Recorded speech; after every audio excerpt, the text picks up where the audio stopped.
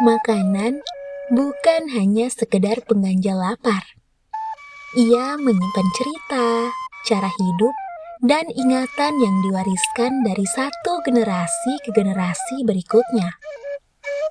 Di punggung Gamalama yang asri, ada sebuah warisan kuliner yang bernama Rimo-Rimo. Sebuah sajian yang mewakili segala perasaan kebersamaan dan identitas kebudayaan.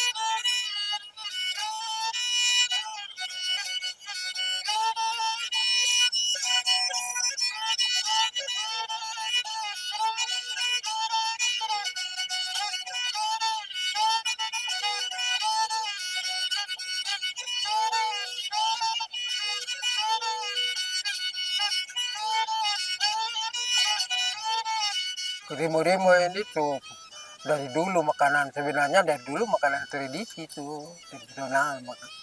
Jadi dulu masih kecil itu orang tua tuh itu pergi mesti ambil bambu, bawa kayak bambu kayak tadi itu, bawa sampai di kebun baru kita ke rimo kasbi itu, rimo air. Nah air itu kalau rimo air itu dipakai DP ini pakai kayu manis dan cengkeh, DP daun cengkeh, daun kayu manis dengan daun cengkeh. DP makanan itu DP rimo itu kasbi.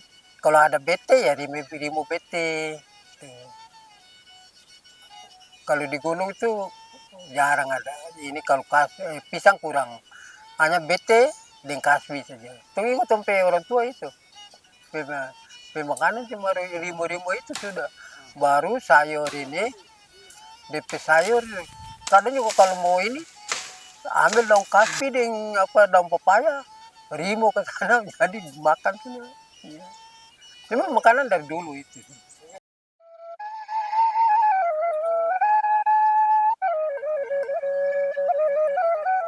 Bagi sebagian keluarga di Ternate, rimo-rimo bukan makanan yang dimasak setiap hari.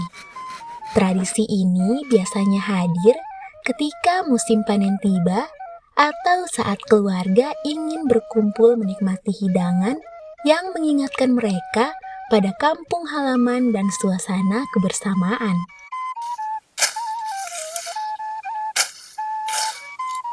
Itu dong ton di sini bilang apa?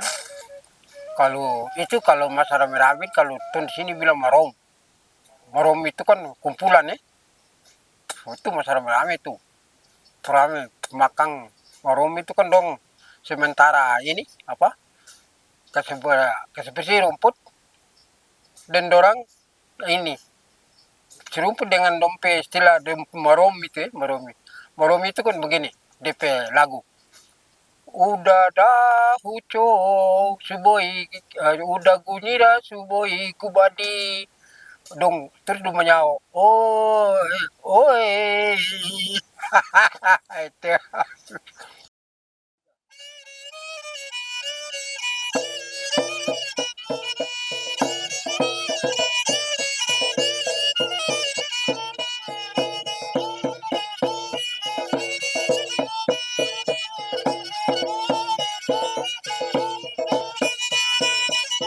Rimo-rimo adalah cara memasak makanan menggunakan bambu yang diasapi. Di dalam bambu, santan berpadu dengan ikan ataupun sayuran. Lalu, rempah-rempah perlahan melepaskan aroma. Proses ini tidak hanya mematangkan makanan, ia juga menyatukan rasa yang telah diwariskan sejak lama. Tak ada resep tertulis, tak ada ukuran pasti. Semuanya lahir dari pengalaman dan cinta yang terus diwariskan. Tunggu nanti sana saya ada bale-bale, mesti dia bale-bale baru dia cepat kena angin lah. Iya.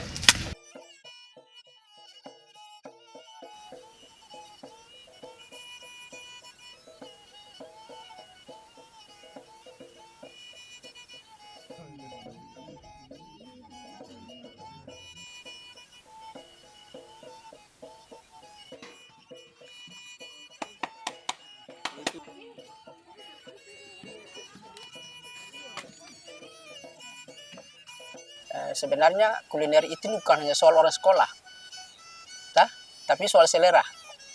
Begitu, jadi semua orang memiliki selera yang berbeda, tetapi karena kita di Maluku Utara ini bicara soal rempah-rempah, soal laut, kepulauan, jadi harus kita menyatu. Ya, cerita rasa adalah cerita berinteraksi dengan dunia dan lingkungan kita, termasuk ikan laut dan sebagainya. Terus rical kan macam-macam, itu juga menjadi kekuatan kita. Rimo-rimo ini kan penanda, tadi saya mengatakan bahwa dia penanda identitas kita, bahwa kita hidup dengan cerita tentang peradaban manusia, kehidupan ini, itu soal makannya, dengan memiliki rasa. Tentu rasa, orang Ternate ini punya rasa, hampir semua Indonesia ini memiliki rasa. Kalau Ternate punya rasa, hampir semua orang memiliki, dan itu kemudian dikembangkan karena kita adalah pusat-pusat rempah-rempah di masa lalu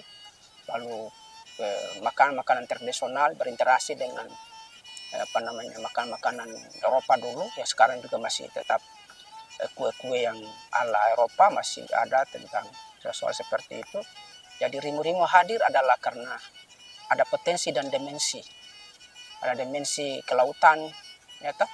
Dimensi itu ada ikan, ada air laut dan sebagainya itu hanya menjadi kekuatan kita. Ini bukan hanya soal rasa, tapi di dalam jamuan makan dan di tingkat keluarga itu adalah di atas meja kita memiliki rasa yang sama, tetapi juga ada interaksi manusia.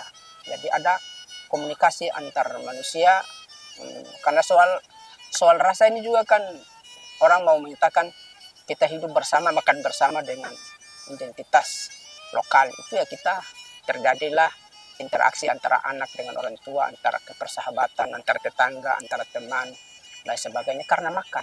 Nah, budaya makan itu membuat kita, karena ingin merasa apa yang kita lakukan ini kita hari ini kita nikmati, ingin juga orang lain menikmati seperti itu. Jadi rimo-rimo hadir untuk menerjemahkan perbedaan rasa dan perbedaan rasa kita agar kita menjaga peradaban kuliner ini tetap terjaga, karena kita adalah pusat-pusat rempah-rempah di Indonesia dan mungkin di dunia. Kita kenal oleh Eropa, bangsa Eropa, karena soal rasa yang makanan yang kita rasakan. Saya kira itu ikhtiar kita, ikhtiar yang dilakukan, kurikulum lokal yang dilakukan sekarang. Tata boga kan perlu dikembangkan, tata boga kita.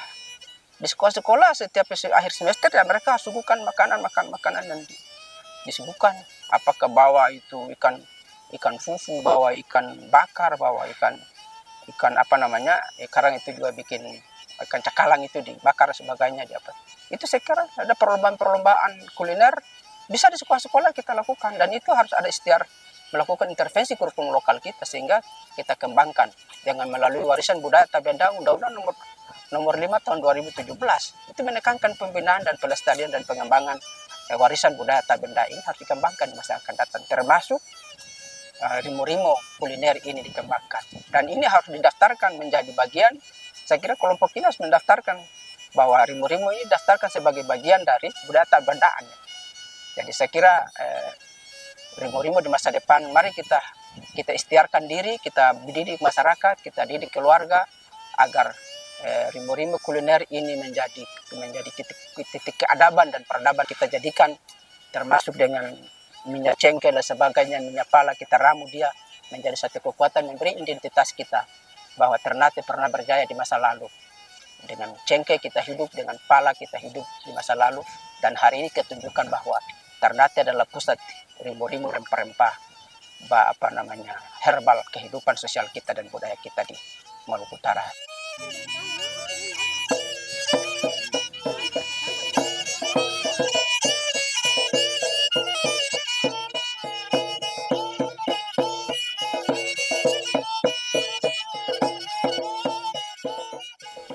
Kalau rasa rindu sih iya rindu. Karena tong rindu ini ketong ingat tong pe orang tua tuh.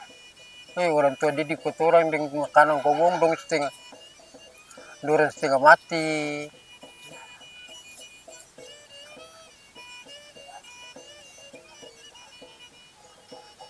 Dorang setengah mati tuh. Kadang-kadang juga tong dulu tong ingat tong orang tua. Terasa kasihan tuh.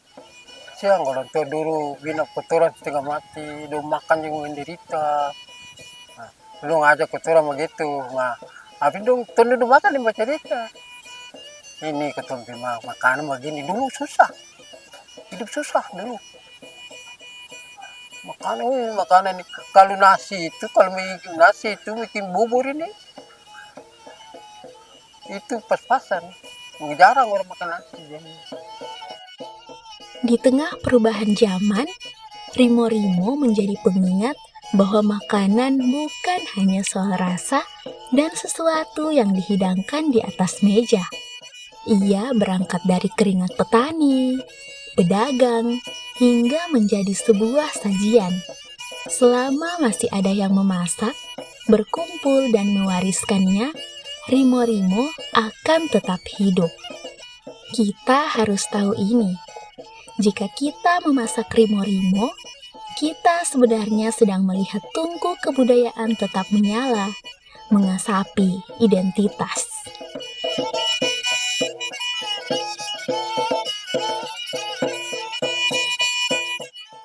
Enak banget. Enak. Itu apa itu? Limau? Limau di kepala.